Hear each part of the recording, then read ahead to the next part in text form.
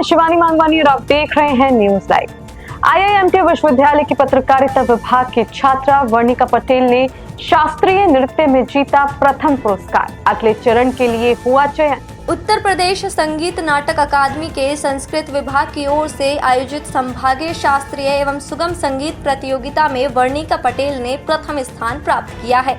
Varnika Patel IIMT विश्वविद्यालय के पत्रकारिता एवं जनसंचार विभाग की प्रथम वर्ष की छात्रा हैं। इस प्रतियोगिता का आयोजन मुरादाबाद के दयानंद गर्ल्स डिग्री कॉलेज में किया गया था। प्रतियोगिता में वर्णिका पटेल ने मां दुर्गा के भवानी दयानी स्वरूप को भैरवी राग और धमार ताल पर प्रस्तुत किया। वर्णिका ने इससे पहले 2 बार तृतीय पुरस्कार जीता था और इस बार प्रथम पुरस्कार हासिल किया है। वर्णिका ने बताया कि वो बीते 13 साल से कथक सीख रही हैं। अपनी नृत्य शिक्षा रुचि बलूनी को इस जीत का श्रेय देते हुए वर्णिका ने कहा कि उनका चयन अगले चरण की प्रतियोगिता के लिए किया गया है। बंगाल की खाड़ी में एक और बड़े मिसाइल परीक्षण की तैयारी। 24 से 25 सितंबर के लिए नोटम जारी। भारत जल्द ही बंगाल की खाड़ी में एक महत्वपूर्ण परीक्षण करने जा रहा है। इस बाबत 24-25 सितंबर के लिए नोटम यानी नोटिस टू एयरमैन जारी करते हुए बंगाल की खाड़ी के एक हिस्से को नो फ्लाई जोन घोषित किया गया है। माना जा रहा है कि इस दौरान 1400 किलोमीटर से ज्यादा दूरी की शक्तिशाली मिसाइल का परीक्षण हो सकता है। यह परीक्षण ओडिशा तट पर अब्दुल कलाम द्वीप से किया जाएगा। कई मीडिया रिपोर्ट्स में कहा गया है कि डीआरडीओ जिस मिसाइल का परीक्षण करने जा रहा है वह अग्नि प्राइम हो सकती है। अग्नि प्राइम एक नई पीढ़ी की मध्यम दूरी की बैलिस्टिक मिसाइल है जिसकी रेंज 1000 से 2000 किलोमीटर तक है। नोटम में बताई गई 1400 किलोमीटर से ज्यादा की दूरी संकेत देती है कि यह एक राजनीतिक और शक्तिशाली मिसाइल होगी। पिछले कुछ वर्षों में डीआरडीओ ने लंबी दूरी की बैलिस्टिक और क्रूज मिसाइलों के विकास में जोरदार प्रगति की है। देश की वायुसेना को और मिलेगी ताकत। 400 पायलट रहित लड़ाकू विमान खरीदने का प्रस्ताव। भारतीय वायुसेना अपनी ताकत को और ज्यादा बढ़ाने के लिए दूरगामी रणनीति पर काम कर रही है। इसके तहत वायुसेना 2040 तक मानव रहित लड़ाकू विमानों की 20 स्क्वाड्रन का बेड़ा तैयार करेगी। ये विमान पूरी तरह से अदृश्य होने वाली यानी स्टील्थ तकनीक से लैंस होंगे। इससे देश की रक्षा क्षमता कई गुना तक बढ़ जाएगी और हवाई युद्ध का तरीका भी बदल जाएगा। इन मानव रहित विमानों को लॉयल विंगमैन के रूप में जाना जाता है और ये पायलट वाले विमानों के साथ मिलकर काम करते हैं। पायलट रहित विमान उन मिशन के लिए इस्तेमाल किए जाते हैं जहां खतरा बहुत ज्यादा होता है। इन पायलट रहित स्टील्थ टेक्नोलॉजी से लैस विमानों से दुश्मनों की सुरक्षा प्रणाली को भेदना आसान हो जाएगा। इसके साथ ही एक पायलट वाला विमान अपने साथ कई मानव रहित फाइटर जेट्स लेकर जा सकेगा, जिससे एक स्क्वाड्रन की ताकत कई गुना तक बढ़ जाएगी। ये विमान दुश्मन पर एक साथ कई दिशाओं से हमला करने में भी सक्षम होंगे। मेरठ के बाद यूपी के एक और शहर को मिलेगी नमो भारत। पलक झपकते पूरा होगा ग्रेटर नोएडा से गुरुग्राम का सफर। मेरठ और गाजियाबाद के बाद यूपी के एक और शहर ग्रेटर नोएडा को नमो भारत ट्रेन का तोहफा मिलने जा रहा है। ग्रेटर नोएडा से गुरुग्राम तक नमो भारत ट्रेन के संचालन के लिए कवायद तेज हो गई है। ग्रेटर नोएडा से गुरुग्राम तक करीब 65 किलोमीटर ट्रैक पर फरीदाबाद के रास्ते नमो भारत ट्रेन का संचालन किया जाएगा। इस रूट पर नोएडा के सेक्टर 142 से 168 चौक और सूरजपुर में स्टेशन बनाया जाएगा। इस ट्रैक को इस प्रकार डिजाइन किया जाएगा जिससे नमो भारत ट्रेन का संचालन 180 किलोमीटर प्रति घंटे की रफ्तार से किया जा सके। इसके साथ ही इस रूट पर हर 5 से 7 मिनट में ट्रेन उपलब्ध कराई जाएगी। ग्रेटर नोएडा गुरुग्राम नमो भारत कॉरिडोर पर करीब 15,000 करोड़ रुपए का खर्च आएगा। इसके लिए डीपीआर तैयार करने को कंपनी का चयन किया जा रहा है। अनुमान है कि 3 महीने में डीपीआर तैयार कर ली जाएगी। वहीं भविष्य में नमो भारत ट्रेन को जेवर स्थित नोएडा इंटरनेशनल एयरपोर्ट से भी जोड़ा जा सकेगा। मेरठ लखनऊ समेत 7 शहरों में प्लॉट खरीदने का शानदार मौका। आईटी सिटी के लिए भी कर सकते हैं आवेदन। उत्तर प्रदेश आवास विकास परिषद राजधानी लखनऊ की वृंदावन योजना सहित 7 शहरों में प्लॉट खरीदने का अवसर दे रहा है।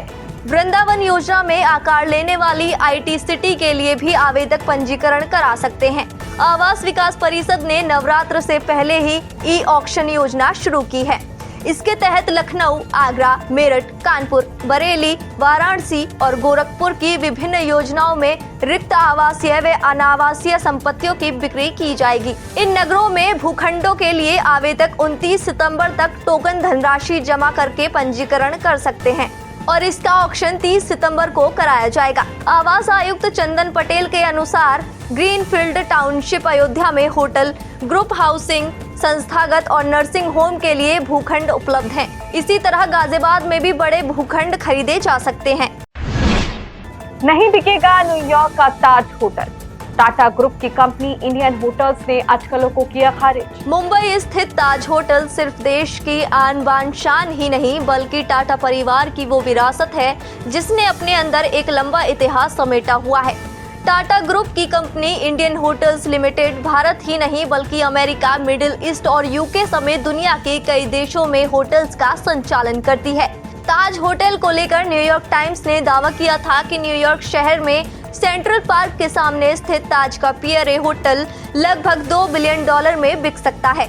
इसके लिए सऊदी अरब का एक प्रमुख परिवार कुछ फाइनेंस दे सकता है, लेकिन उस होटल का संचालन करने वाली इंडियन होटल्स कंपनी ने इस दावे को खारिज कर दिया है। कंपनी ने मीडिया में आई इन खबरों को भ्रामक और अटकलबाजी बताया है।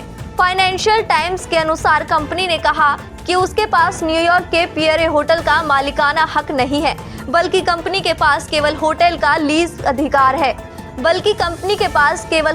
लीज अधिकार है और ऑपरेशन पहले की तरह जारी है।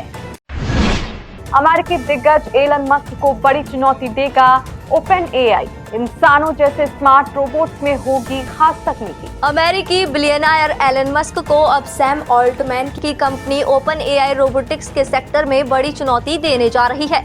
ओपन एआई ने तय किया है कि वह इंसानों जैसे स्मार्ट रोबोट्स यानी ह्यूमनॉइड रोबोट बनाएगी जो खास एआई तकनीक से लैस होंगे। वायर्ड की रिपोर्ट के अनुसार सैम ऑल्टमैन की कंपनी ओपन एआई ने हाल ही में कई तरह की वैकेंसी निकाली है और कंपनी ऐसे वैज्ञानिकों व इंजीनियरों को हायर कर रही है जो रोबोट को कंट्रोल करने वाले सॉफ्टवेयर बनाने में विशेषज्ञ हो। ये सॉफ्टवेयर रोबोट को बेहतर ढंग से काम करने और अपने आसपास की चीजों को समझने में मदद करेंगे। ओपन एआई इन रोबोट्स को एक ऐसी एआई तकनीक से लैस करेगी जो रोबोट्स को बेहद स्मार्ट बना सकती है। इस एआई तकनीक को भी कंपनी विकसित कर रही है। इस तकनीक से लैस रोबोट्स घर में बर्तन धोने से लेकर झाड़ू पोछा और सामान उठाने तक का काम बेहतर तरीके से कर सकेंगे। जॉली LLB 3 के लिए अक्षय कुमार ने वसूली मोटी फीस। अरशद वारसी को मिले 4 करोड़। जॉली LLB सीरीज हमेशा से ही ह्यूमर, ड्रामा और कोर्टरूम एक्शन से भरपूर रही है।